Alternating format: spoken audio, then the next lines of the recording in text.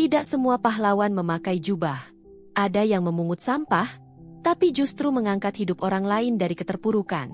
Siapa sangka, seorang pemulung yang dulu membiayai sekolah anak tetangganya, kini justru dirawat oleh anak itu yang telah menjadi seorang dokter.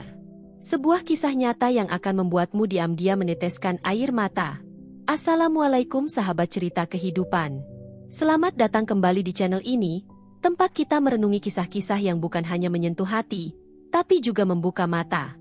Sebelum masuk ke kisah mengharukan hari ini, yuk absen dulu di kolom komentar, tulis dari kota mana kamu menonton. Jangan lupa juga klik tombol subscribe, nyalakan lonceng notifikasi, dan semoga yang menekan tombol like hari ini, diberikan kelimpahan rezeki, kesehatan, dan kebahagiaan tak terduga. Amin. Aku masih ingat betul aroma pagi itu. Bau tanah basah, suara ayam berkokok, dan dentingan langkah-langkah kaki kecilku menuju sekolah. Namaku Dani, dan aku lahir dari keluarga yang bisa dibilang tak punya apa-apa. Bahkan untuk membeli buku tulis baru pun ibuku harus menabung berbulan-bulan. Ayahku pergi meninggalkan kami sejak aku duduk di kelas 2 SD. Sejak itu, hidup kami benar-benar bergantung pada penghasilan ibuku yang menjadi buruh cuci. Di sudut, aku tumbuh dalam tekanan hidup yang tak main-main. Banyak anak seusiaku mulai menyerah pada mimpi mereka, karena biaya sekolah yang tak bisa dijangkau. Tapi entah mengapa, sejak kelas 5 SD, aku selalu saja bisa membayar SPP, padahal ibuku tak pernah membicarakan soal uang. Bahkan saat aku masuk SMP negeri favorit, semua kebutuhan sekolahku seperti ajaib terpenuhi. Seragam baru, buku-buku, bahkan sepatu. Suatu malam, aku mendengar ibu berbicara dengan seseorang di ruang depan. Aku mengintip dari balik pintu. Terlihat Pak Tono duduk bersila, menyerahkan sebuah amplop coklat lusuh. Ini, Bu, untuk bulan ini. Saya mohon, jangan bilang ke Dani. Biar dia tetap semangat sekolahnya, katanya lirih. Ibu tampak menahan tangis, memegang tangannya, dan hanya mampu berkata, "Terima kasih, Pak, semoga Allah membalas semua kebaikan Bapak." Aku terpaku, hanya berdiri diam. Mataku panas, hatiku bergemuruh. Ternyata selama ini, Pak Tono yang membiayai sekolahku. Seorang pemulung, yang bahkan harus makan dari sisa makanan di tong sampah, telah menyisihkan uangnya demi masa depanku. Sejak malam itu, aku tak pernah lagi melihat Pak Tono sebagai orang miskin. Di mataku, ia adalah orang terkaya yang pernah ku kenal, karena hatinya begitu lapang. Tapi aku tetap pura-pura tak tahu, karena mungkin beliau memang ingin tetap menjadi pahlawan diam-diamku. Hari-hari berlalu, aku mulai lebih serius belajar. Aku ingin membalas semua kebaikan Pak Tono dengan cara yang tak akan membuatnya malu. Aku ingin menjadi orang sukses. Aku ingin suatu hari nanti bisa berkata kepadanya, "Pak, saya berhasil, karena Bapak." Namun hidup memang tak selalu ramah pada mereka yang berhati baik. Saat aku lulus SMA dan diterima di Fakultas Kedokteran dengan beasiswa penuh, kabar buruk datang, Pak Tono menghilang. Kata tetangga, ia jatuh sakit dan tak lagi terlihat memulung. Aku mencari kemana-mana, tapi ia seperti menelan malam, tak bisa kutemukan. Dan sejak saat itu, aku berjanji, jika suatu hari aku bertemu beliau lagi, aku akan berjuang untuk merawatnya, sebagaimana ia dulu menjaga masa depanku dengan tulus. Waktu berlalu cepat. Aku menjalani masa kuliah dengan penuh perjuangan. Beasiswa memang menutupi banyak hal, tapi hidup sebagai mahasiswa kedokteran bukanlah perkara ringan. Praktikum panjang, tugas rumah sakit, dan kuliah yang menguras pikiran membuatku nyaris tak punya waktu untuk hal lain. Namun satu hal tetap hidup dalam hatiku, sosok Pak Tono. Ia seperti bayangan yang terus berjalan bersamaku, dalam doa dan setiap keputusan hidupku. 7 tahun sejak aku terakhir melihatnya. Saat aku lulus sebagai dokter umum dan diterima magang di rumah sakit daerah tempatku dibesarkan, hariku penuh rasa syukur. Aku kembali ke kota kelahiran dengan harapan bisa berbuat sesuatu untuk masyarakat kecil, terutama mereka yang tak mampu. Sore itu, rumah sakit tempatku bertugas kedatangan seorang pasien lansia yang dibawa oleh warga. Kondisinya kritis. Kurus, kotor, penuh luka infeksi di kaki, dan tak membawa identitas sama sekali. Saat perawat membuka kain lusuh yang membungkus tubuhnya, jantungku seperti berhenti berdetak. Wajah itu, keriput itu, tangan yang pernah memberiku sandal itu, Pak Tono, bisikku pelan. Perawat di sampingku menatap bingung. Dok, kenal pasien ini? Aku mengangguk pelan. Air mataku menetes tanpa bisa kucegah. Dunia seperti berhenti berputar. Aku menggenggam tangan Pak Tono yang lemah, dan dia perlahan membuka matanya.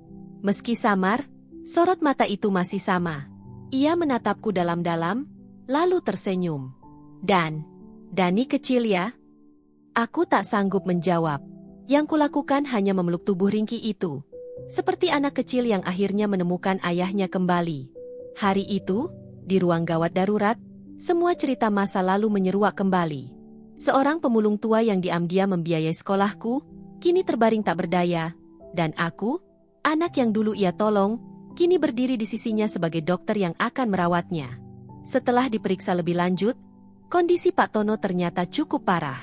Ia menderita komplikasi infeksi, malnutrisi berat, dan ada indikasi penyakit paru yang telah lama dibiarkan.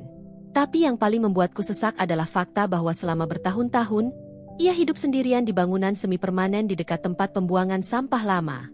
Tak ada keluarga, tak ada sanak saudara, hanya kenangan yang menemaninya, dan luka-luka yang tak pernah diobati. Aku mengambil keputusan cepat. Aku yang akan menjadi penanggung jawab perawatannya. Aku pindahkan Pak Tono ke ruang rawat khusus. Kubelikan pakaian bersih, selimut hangat, dan makanan terbaik yang bisa ia cerna. Beberapa dokter senior sempat heran, bahkan menegurku karena terlalu berlebihan terhadap pasien tak dikenal. Tapi aku tak peduli. Mereka tak tahu bahwa pria tua itu adalah alasanku bisa berdiri di ruang rumah sakit ini sebagai seorang dokter. Setiap hari, setelah jam kerja selesai, aku tetap di ruangannya. Kadang kami bicara, kadang kami hanya diam, menikmati keheningan sambil saling menatap penuh makna. Di sela-sela batuk dan sesak napasnya, Pak Tono mulai bercerita tentang masa mudanya, tentang anak yang pernah ia punya namun meninggal dalam kecelakaan, dan tentang alasannya membantu anak kecil miskin di kampung dulu, yaitu aku. Aku lihat dirimu waktu kecil, matamu itu punya mimpi yang besar. Aku tahu rasa lapar dan putus asa. Aku cuma tak ingin kamu tumbuh seperti aku, dan cuma itu, ucapnya suatu malam dengan suara parau. Aku memeluknya. Pak, sekarang gantian saya yang akan menjaga Bapak. Sampai kapanpun. Hari-hari itu menjadi hari yang paling membekas dalam hidupku. Aku menyadari bahwa balas budi bukan soal uang atau status, tapi soal kembali hadir saat orang yang pernah menolong kita justru sedang jatuh.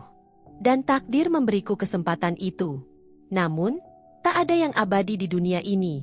Beberapa minggu kemudian, kondisi Pak Tono mulai menurun drastis. Ia makin lemah, hingga suatu pagi, monitor di ruangannya menunjukkan garis lurus. Aku berlari, mencoba resusitasi, mencoba segala yang kupelajari selama 7 tahun. Tapi jiwanya telah berpulang. Aku memeluk tubuhnya erat, menangis seperti anak kecil kehilangan ayahnya. Karena sesungguhnya itulah dia bagiku. Seorang ayah dalam diam. Seorang pahlawan tanpa tepuk tangan. Kami memakamkan Pak Tono di lahan pemakaman umum yang tak jauh dari rumah sakit. Aku yang mengurus semuanya. Dari kain kafan hingga batu nisan sederhana bertuliskan Tono, pemulung, penolong, dan ayah tanpa darah. Hari pemakaman itu, hanya ada aku, 2 perawat yang pernah merawatnya, dan petugas kamar jenazah. Tak ada pelayat, tak ada keluarga. Tapi aku percaya, seluruh langit menyaksikan kepergian seorang lelaki berhati besar. Angin berhembus pelan saat kubacakan doa. Di akhir doa, aku berjanji dalam hati, aku akan melanjutkan hidup dengan membawa semangatnya. Setelah kepergiannya, aku menyisihkan sebagian gajiku untuk membuat beasiswa kecil atas nama Tono, untuk anak-anak tak mampu di kampung halamanku. Aku ingin setiap anak yang dibantu tahu, bahwa ada pemulung tua yang pernah menyelamatkan masa depan seorang dokter. Bahwa kebaikan tak harus menunggu kaya. Bahwa cinta sejati kadang datang dari orang yang hidupnya kita anggap remeh. Kini, setiap kali aku melewati ruang IGD tempat aku pertama kali bertemu lagi dengan Pak Tono, aku selalu berhenti sejenak. Kutatap tempat itu sambil membisikkan, "Aku di sini, Pak. Terima kasih sudah percaya padaku. Aku akan terus merawat orang-orang kecil seperti Bapak dulu merawatku." Dan buat kamu yang menonton kisah ini, jika hari ini kamu merasa tak berarti, Ingatlah Pak Tono, seorang pemulung yang dianggap sebelah mata oleh dunia, tapi justru menyalakan masa depan seseorang. Kita semua bisa jadi cahaya, sekecil apapun hidup kita. Kalau kisah ini menyentuh hatimu, bantu sebarkan agar lebih banyak orang tahu bahwa kebaikan sekecil apapun bisa berdampak besar. Klik subscribe, nyalakan loncengnya, dan jangan lupa like serta tulis di komentar. Siapa sosok yang pernah menyelamatkan hidupmu secara diam-diam? Tulis juga kota asalmu ya. Dan semoga yang menonton video ini, hidupnya dilimpahkan rezeki yang berkah dan tak disangka-sangka. Amin ya Allah.